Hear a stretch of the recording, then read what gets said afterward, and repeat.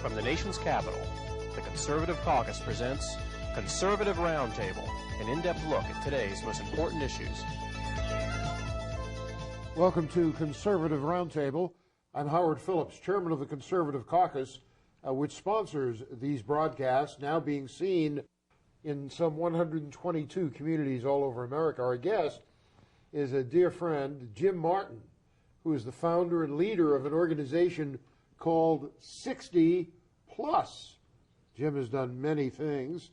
He recruited George W. Bush into politics when he was working for a great member of Congress, a great U.S. Senator, Ed Gurney.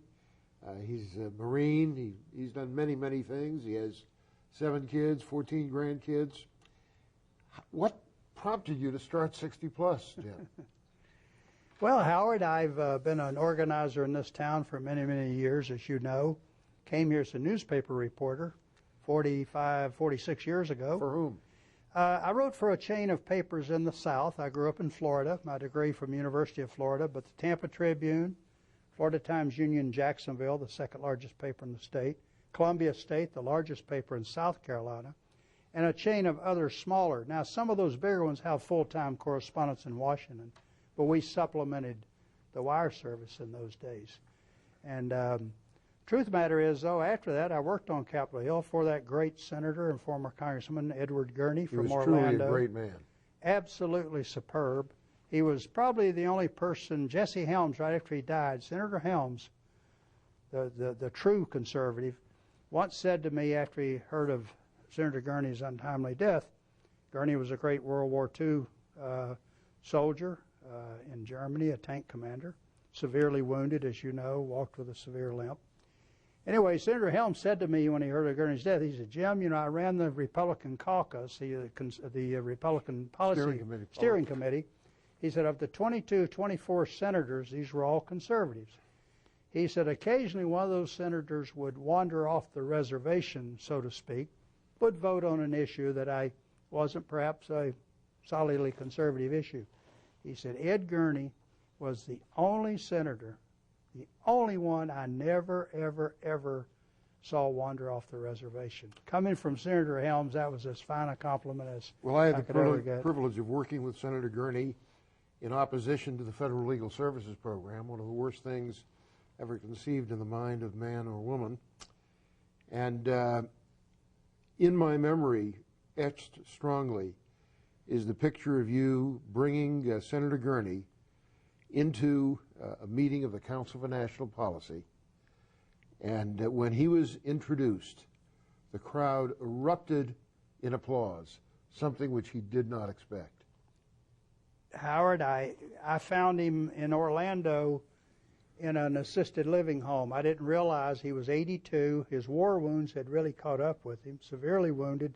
He spent 2.5 years in a hospital at Duke University after World War II. He was a tank commander, and as he said, his tank was shot out from under him. He climbed out, he jumped into a ditch, and as he said, he should have zigged when he zagged, and a machine gun bullet went through his hip and lodged near his spine. So he had this terrible injury. They said, you'll never walk again.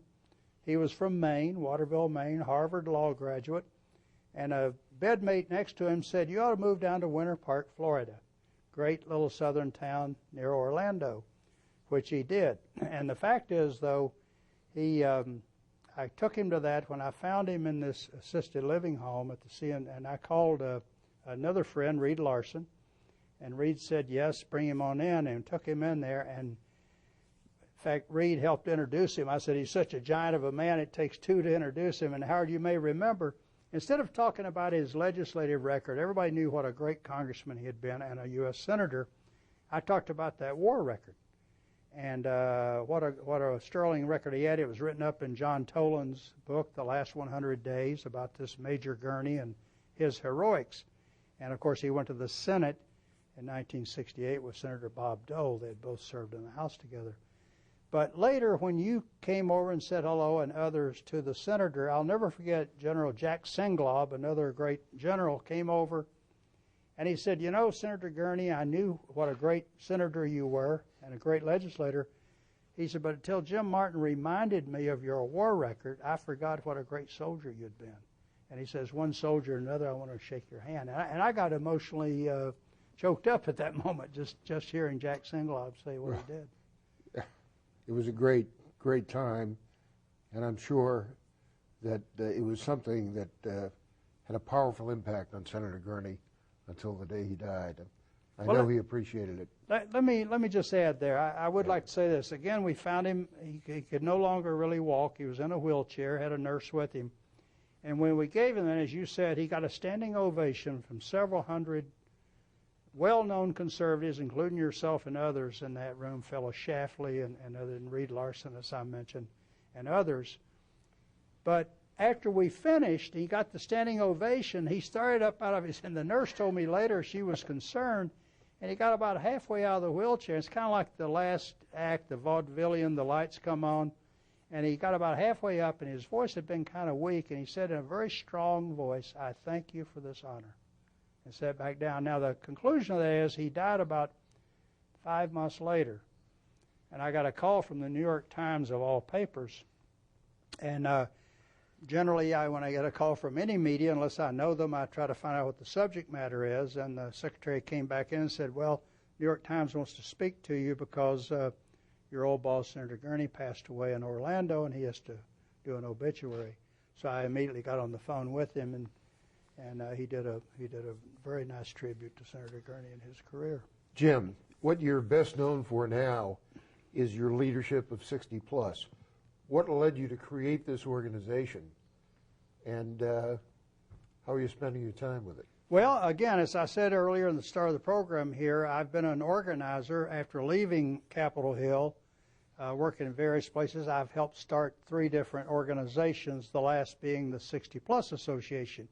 And again, that was a matter of, in politics, if there's a vacuum or a void, you try to fill it. And so someone, a former member of Congress, knew me, and a friend of his called him and said, this AARP comes decidedly from a left of center approach, let's say a pretty liberal approach.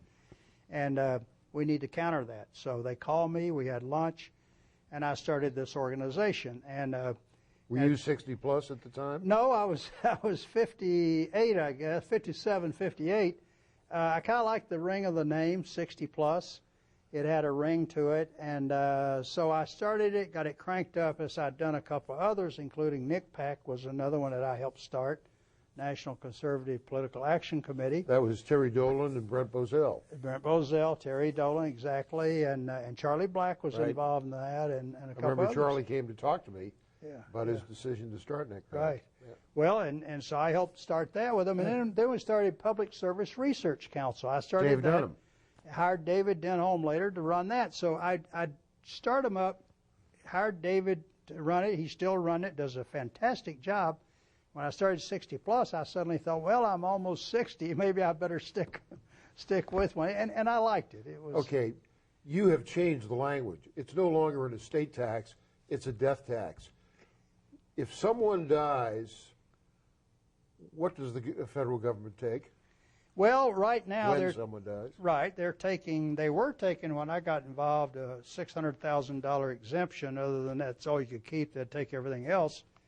That now is at $2 million and a 45% tax. So you keep $2 million. Yep. And 45% of the rest goes to the government. Right, exactly. And it's going to go to $3.5 million next year, still 45%. And in 2010, it goes away completely, but here's the rub. No death tax. No death tax at all for one solid year. So that's the year to die. That's the year to look over your shoulder if you've got Please folks. remember that, folks. If you've got folks looking at your... you get to keep more of it if they die that year. That year. But then, unfortunately, at 2011, January 1, 2011, it comes back in full force, not at the 45% rate now. It comes back at the 55%, the confiscatory 55 that it was at earlier, and the exemption drops down from $3.5 million down to $1 million. Now, has John McCain said anything about it? Has Barack Obama said anything? Well, Barack Obama wants to keep it at the 45% rate and a $1 million exemption. John McCain has said get it down to a 15% rate, and he favors a $5 million exemption, which is better than it is now, and get it to 15%. It's never going to happen because the Congress the Democrats in charge, quite frankly, want to keep it. They look at it as a revenue source. Now, President Bush is close to you because you had a big part in getting him into politics. What has he said to you about it? He said to me, Jim, if they get a bill to my desk, I will gladly sign it. Total, full repeal. He's been very solid from the get-go on that from the time he was running in Iowa. He said, if they get it to my desk, I will sign it. And, the frustrating thing is we moved it from less than 24 sponsors 12 years ago to where we got 272 votes in the House with 42 Democrats. In the Senate, our high water mark was 57 for repeal. As you know, nowadays it takes 60 votes to get anything done in the U.S. Senate. And calling it the death tax, someone asked me a while back, one of the opponents, well, it was Bill Gates Sr. wrote a book about it, and he said this fellow, Jim Martin, kept referring to the death tax. We call it an estate tax. He said we knew we were losing the argument to Martin's rhetoric when CNN of all TV networks started routinely referring to the estate tax as the death tax. Stay with us, folks. We'll be back right after these messages with Jim Martin, the founder and leader of 60 Plus, and he now qualifies for membership.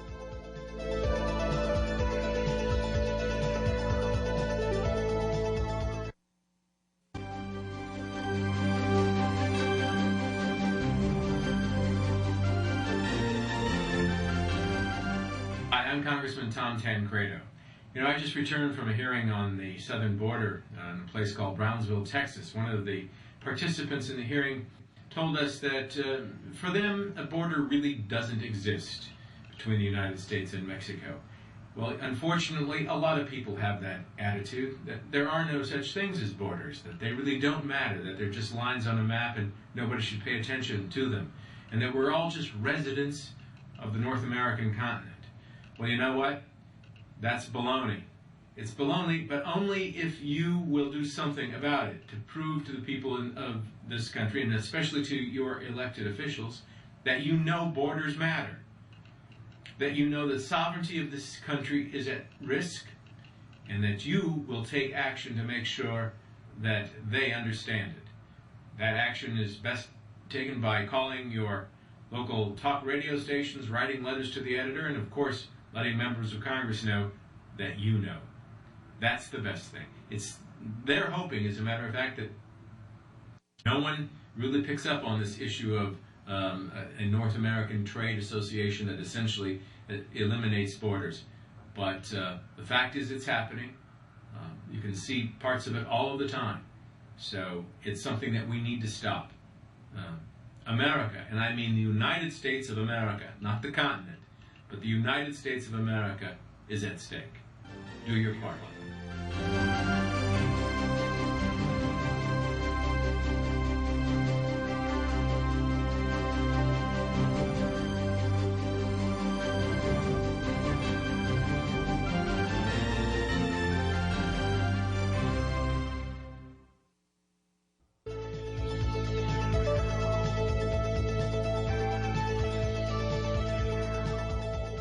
Welcome back. I'm Howard Phillips, Chairman of the Conservative Caucus, with our special guest, Jim Martin, founder and president of 60 Plus. Let's review the bidding. Right now, if you die in 2008, how much is exempt from the death tax? $3.5 million. $3.5 million. And that which is not exempt is subject to a tax of 45%? 45%. If you die in 2009, how much is exempt from the death tax? It remains at $3.5 million and a 45% rate. If you die in 2010, how much is subject to the death tax? Zero, none. Zero. Yeah. So that's the year in which to die. That's the year if you're going to die. But what if you don't die in 2010? Then what happens? Well, the good news is you're still alive. The bad news is the death tax jumps back to the confiscatory 55% rate, and only a $1 million exemption. Who suffers the most from the obligation to pay the death tax?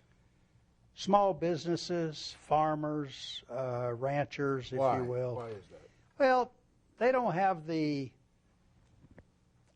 truly rich spend an inordinate amount of money setting up foundations. Trust, what? And trust, and who can blame them for that? But they have that liquidity to do that, you see. But the farmer doesn't. Everything he's got is tied up in the equipment he has on the farm, the land that he owns. He's land rich, he's cash poor.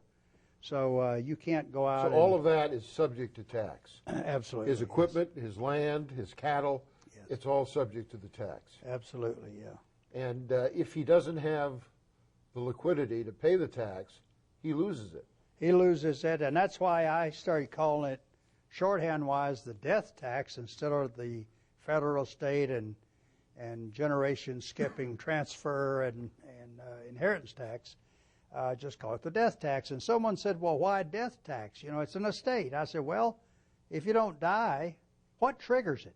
Well, death triggers it. Now, something that is frequently overlooked is that in addition to the federal death tax, many states have their own death taxes. Exactly. How many states have it? Well, there's, I think about 35 states have it. About 10 or 12 have repealed it because studies show that if you leave it with the rightful owners, it'll do more good than if you keep it, if the government keeps it. And what is the range of tax rates in the states? Oh, it's all over the lot. What's the highest? Oh, gosh, Howard, I'm not really sure anymore. But it's on top of what you pay to the federal government. Yes, exactly. It's on top of that. And I've testified over in Maryland a few years ago in Annapolis about it, and one of the liberal Democrats said, well, gee whiz, we'd lose, I think he estimated $550,000 if we get rid of our state inheritance tax. And I said, well, to the representative, I said, well, that may be the case, but I said, California repealed its state inheritance tax more than 20 years ago, and I can assure you the size of California was much more than $500,000. But they have not revisited it for that reason, because economic studies show that if you leave it with the rightful owners, they're going to start up new businesses or expand existing businesses. You know, and it can be pretty tricky because you can live in a state where there is a high state death tax on top of the federal tax, and you may own some land in another state, and they can whack you as well. Absolutely, and I'll never forget Governor Pataki a few years ago in New York. He was trying to lower their state estate tax, inheritance tax, and he told the legislature in Albany, he said, look, our seniors, mainly seniors, but others and business people, they aren't moving to Florida, my home state, or Arizona just for the sunshine. They're taking their assets elsewhere because Florida and Arizona don't have a state tax. Now, what kind of people support your work? Do you have very wealthy people funding your organization? No, I don't. As a matter of fact, I wish I did. I have a couple, of course, that have heard about me and the work I'm doing, but our donation averages about $20-some, just average people out there who feel that, you know, it's so with them, it's not a matter of big quantities of money. It's a question of fairness. Fairness, and it's a philosophical issue because, and it cuts across liberal and conservative lines, but I was one time on a talk show and somebody called in and said, Mr. Martin, do you realize this is part of the Communist Manifesto? And I said, I didn't know that. I looked it up as soon as I got off the show. Sure enough, the third tenet, 6 words, abolition of all rights of inheritance. Yeah. Now, that's the mindset that we deal with in Washington, D.C. The communists have wanted to destroy multi-generational families. They wanted to destroy that kind of continuity, which is a source of great strength in a free society. Absolutely, yeah. Family farms, that's why I think the first bill introduced, it was called the Family Rights Inheritance Act, I believe. I'm not sure of that, but it dealt with the family and the continuity of families. In Congress, the people fighting with you on your side are John Kyle of Arizona in the Senate and Kevin Brady of Texas in the House. Congressman Brady of Texas. Now, right. did they come to you or did you go to them? Well, in Senator Kyle's case, he was on the original bill in the House when he ran for the Senate, and I'll never forget I was out in Phoenix and did an event with him, and then Congressman Kyle said, Jim, if I win this Senate race next month, I will carry water in the House, on the Senate side. And true to his word, he introduced a bill a few months after he was in the Senate. In Congressman Brady's case, we reached out to him because he's on the important tax writing committee, the House Ways and Means Committee, exactly. Why do you suppose that there are not more members of the House and Senate who have signed on with you? You have some of them on your advisory board. Right. Why not more? It's a matter of, quite frankly, it's that philosophy of the big spenders. They see it as a revenue source. We don't. It brings in about 1% annually of all federal revenue, 1% annually. But studies have shown that most of that, if not all of it, is wasted on collection and compliance. And my former chairman, Roger Zion, the Honorable Roger Zion, great congressman from Indiana, you well know, he once said he has a great sense of humor. 1 year, a few years ago, the take was $27 billion that came in on the estate tax, which was about 1%. And Roger said, only the federal government can raise and spend $27 billion and not have anything to show for it, because the studies showed that most of it was lost on collection and compliance. Mm-hmm. Now, you have a very distinguished American as your honorary chairman. His name is Pat Boone. The legendary Pat Boone, absolutely. How did you recruit Pat? I'd known Pat. I'd met him through the years, and I just picked up the phone one day and well, let me back up and say this. He's a very accessible guy. I've had contact with him. He's a wonderful man. Well, Pat, though, a lot of people think, well, he's probably a celebrity guy. He's getting a big check from 60 Plus. Not true. I noticed on my computer printouts, Pat Boone and his dear wife, Shirley, had been financial backers of 60 Plus through the years. Right? And I said, gee whiz, there's only one Pat Boone. I called him, and he said, great sense of humor. Now, Jim, that I admit that I am 60 Plus, I'll be your spokesman. I'll never forget him with Ann Margaret at State Fair. We have to take a break.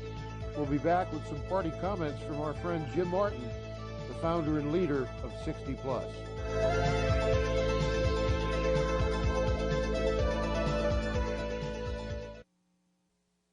The very first clause in the Constitution, Article 1, Section 1, immediately following the preamble, asserts that all legislative powers herein granted shall be vested in a Congress of the United States consisting of a Senate and a House of Representatives.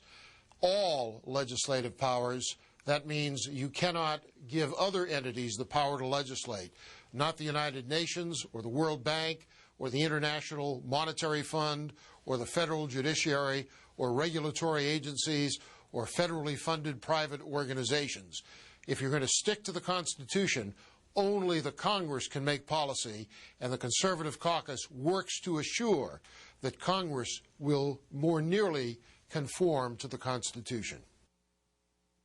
The Conservative Caucus, www.conservativeusa.org, 703-938-9626. Here's how you can become a citizen lobbyist and influence how your representatives vote. Write a letter to your congressmen and senators. Speak out on a call-in talk radio program. Write a letter to the editor of your local newspaper and call the Conservative Caucus for more information at 703-938-9626. Welcome back. I'm Howard Phillips, chairman of the Conservative Caucus, which sponsors Conservative Roundtable. If you're interested in the kinds of issues we discuss on Conservative Roundtable, please check out the website of the Conservative Caucus, conservativeusa.org. If you'd like to receive some of our information, no cost or obligation, fax us your name and address and contact info to 703-281-4108. And up on the screen is information about how you can contact our good friend Jim Martin. Perhaps you want to repeat that. How can they reach you at 60 Plus? Well, they can reach me through my email, jmartin@60plus.org. That's numeric, 60plus.org. Our phone number is 703-807-2070 in Arlington, Virginia. Jim, you're on the right side of this issue. It's extremely unjust that people work their entire life, put aside some money, and they're not allowed to share it with their children and grandchildren. That's heartless on the part of people who are following the dicta of Karl Marx. What can our viewers do to help us? Well, talk to your member of the House or Senate. Tell them you want to kill the death tax. We say our mantra is kill it, don't wound it, get rid of it. It really does nothing. It's not a revenue raiser, as I said earlier, for the government. It's probably a revenue loser in the long run. And I'd like to add this thought. Jennifer Dunn, the late Congresswoman She was Dunn, a dear friend of mine. a wonderful woman. When she was on Ways and Means Committee, she helped push through repeal. She had one great line. I get the credit for the death tax names for the estate tax, but Jennifer once said, only in America are we issued a certificate at birth, a license at marriage, and a tax bill at death. Good for her. We think that's... Jennifer was a great gal. She died much too young. Oh, absolutely. Wonderful member of Congress. And, if you agree with us that this is a horrible stain on our country's reputation, to in effect steal the earnings and savings of people, money that ought to go to their children and grandchildren, I hope you will contact Jim Martin and help his organization. Is there a bill in Congress for repeal? Does it have a number? There's a couple of them. I don't remember the number. There are several, but Kevin Brady is a leader. So is Mac Thornberry of Texas. So contact Congressman Brady of Congressman Texas. Thornberry, and tell them you want to help kill the death tax. And Senator Kyle, of course. John Kyle of Arizona. Yeah, he's been a true leader. Has been out front on it. Yeah, Jim, it's always a pleasure to be with you. Keep up your very important work. Thank you. And thank you for joining us on Conservative Roundtable.